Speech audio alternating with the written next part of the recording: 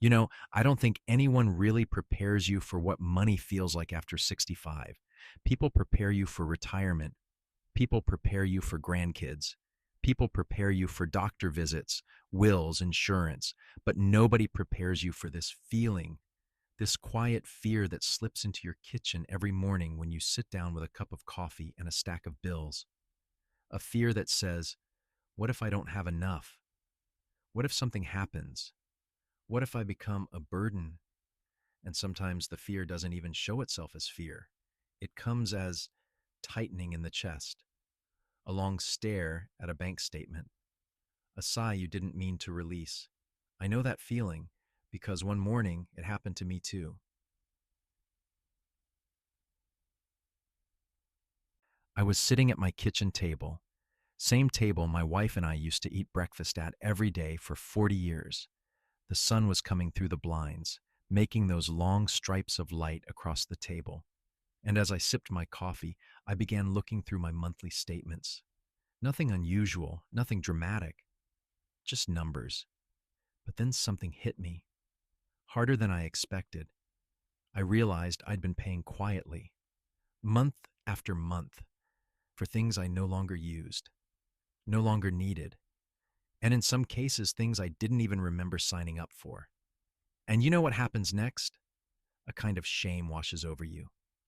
You think, how could I miss this? I'm too old for this kind of mistake. Maybe I'm slipping. Let me tell you something. No, you're not slipping. You're not failing. You're not losing your mind. You're just living in a world designed to charge you quietly, hoping you never look too closely. And that morning, I made a promise to myself. I'm going to take back control, even if it's just a little bit. And that's what I want to share with you today.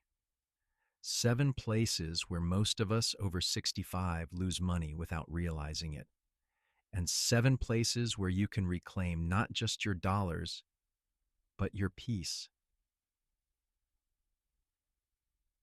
For years, I believed something that felt obvious. The older you get, the less you should pay for car insurance. I mean, come on. I drive slower. I drive less. I avoid rush hour. I haven't had a ticket in over 15 years. But insurance companies don't lower your bill just because it makes sense. They wait. They stay quiet because they know most of us won't call. And one day that bothered me. So I picked up the phone just to ask, not to cancel, not to argue, just to ask. Turns out there were discounts. Mature driver, low mileage, senior safe driver, all waiting for me, all waiting for you. But you only get them if you ask. And here's the truth most people won't say aloud. Calling to ask for a discount at 70 feels uncomfortable. It feels like admitting you're old, like admitting you need help. But it's not weakness, it's wisdom. And wisdom is something we've earned.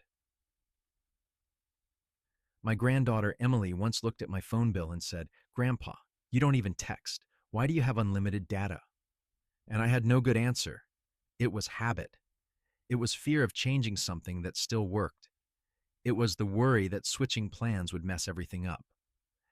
But changing my plan didn't break anything. It didn't confuse me.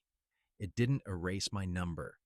It just gave me an extra $50 every month that I didn't know I was losing. Sometimes we keep paying for things not because we need them, but because changing feels scary. But change can also feel like breathing again. For a long time, I kept my cable package not for the shows, but because my wife and I used to watch them together. The routine stayed, even when she didn't, and I held on to it, not out of need, but out of memory. It took courage to look at that 150 bill and ask myself, am I paying for comfort or for clutter? Turns out it was clutter. I cut it down to one streaming service, the one where I watch old detective shows and the westerns my wife used to love.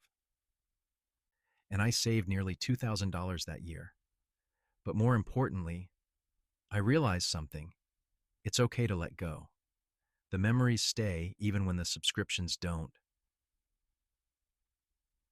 I lived in my home for decades, paid taxes every year without fail, never questioned anything, until a friend told me, Stanley, you know seniors get tax exemptions, right?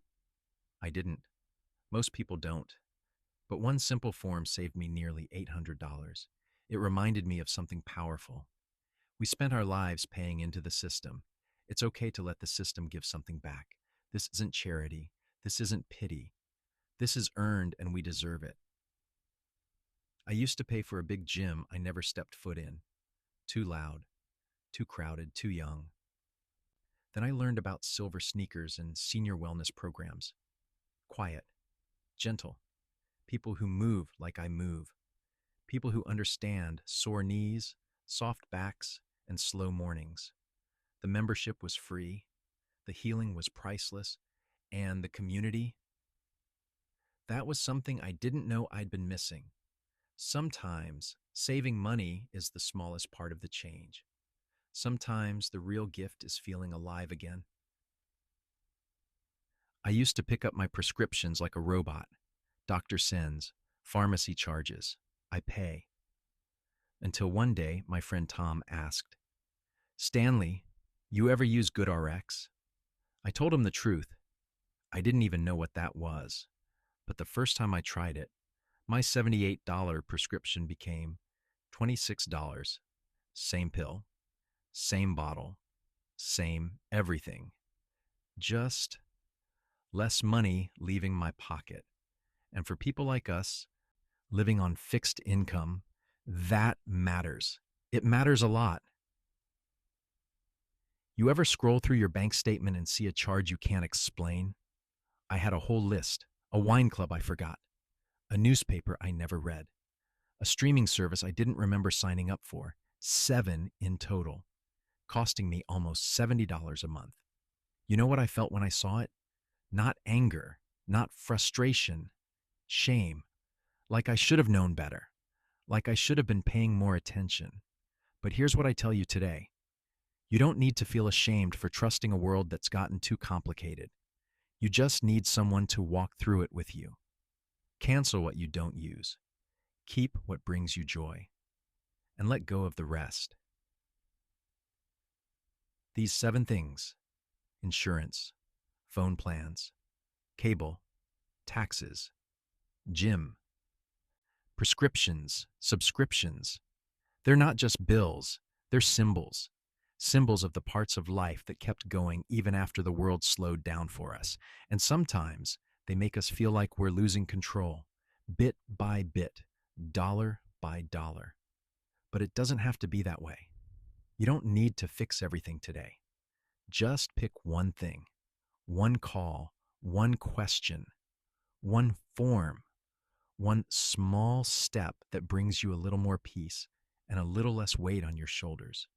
You spent your whole life taking care of others, building, providing, working, sacrificing. Now, it's time to take care of yourself too. And if nobody has told you this lately, let me be the one. You deserve stability. You deserve security. You deserve to breathe easier. You deserve to keep what you've earned. We can't go back to being 40. But we can make 70 feel a whole lot lighter. And that is a beautiful thing.